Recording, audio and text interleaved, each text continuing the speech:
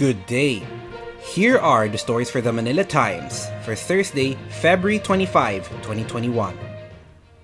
The Department of Health and the Food and Drug Administration are poised to investigate Ramon Tulfo, the country's special envoy to China, for his admission that he was inoculated with the Sinopharm vaccine, which has not been granted emergency use approval.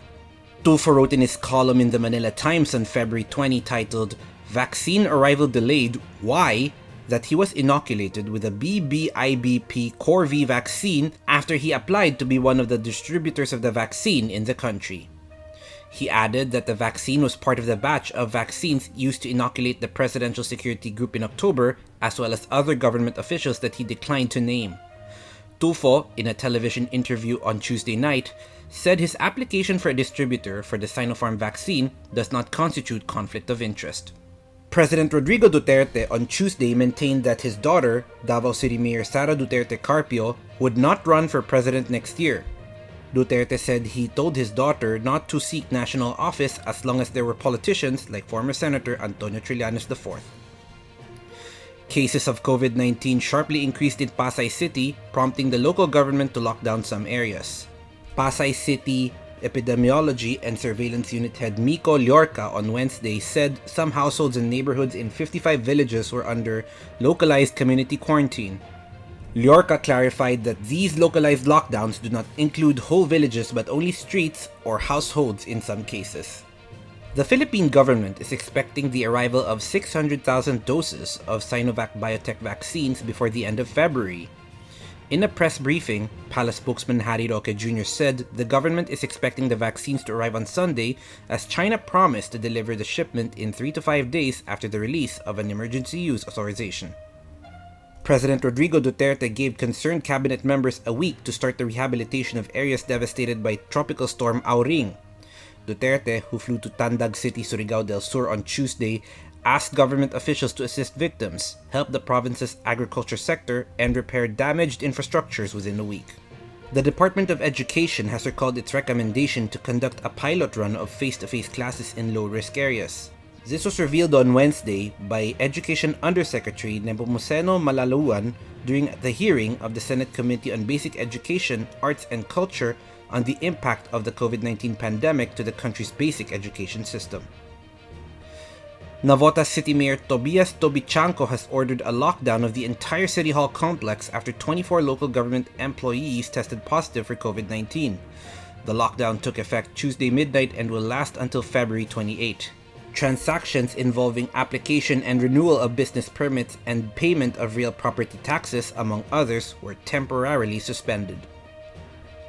The Department of Agriculture in Region 2 or Cagayan Valley is facing a second wave of African swine fever that has so far affected more than 7,000 farmers in the region.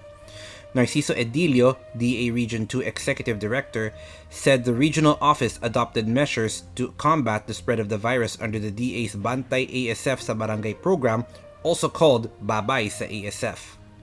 In business, state-approved foreign investment pledges plunged to its lowest level in 3 years in 2020 after falling by 67.5% in the fourth quarter, which an analyst blamed on the inaction on the proposed Corporate Recovery and Tax Incentives for Enterprises or CREATE Act.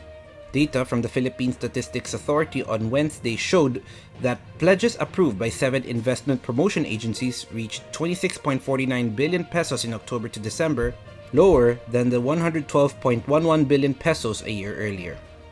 Sad news to top sports, as Filipino basketball star and NBA prospect Kai Sotto has parted ways with G League's Ignite and will no longer join the team in the NBA G League bubble season at the ESPN Wide World of Sports in Orlando, Florida, USA.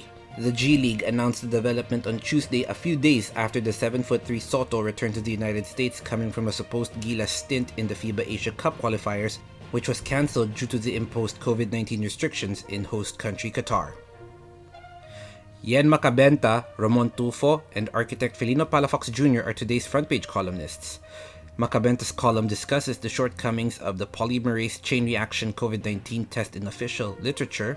Tulfo asks what is there to celebrate with the EDSA Revolution holiday, while architect Palafox discusses the architecture, planning, and urban design for the Master Development Plan for Metro Ilocos Norte. Today's editorial discusses the digitalization of the Bureau of Internal Revenue being helped by a United States grant. Read the full version on the paper's opinion section or listen to the voice of the Times. For more news and information, get a copy of the Manila Times on print, subscribe to its digital edition, or log on to www.manilatimes.net. Follow us on Twitter, Facebook, or Instagram, and keep up with the Times. With the Fort Villa Serran, this is Arik John Seco reporting. May you have a safe day ahead.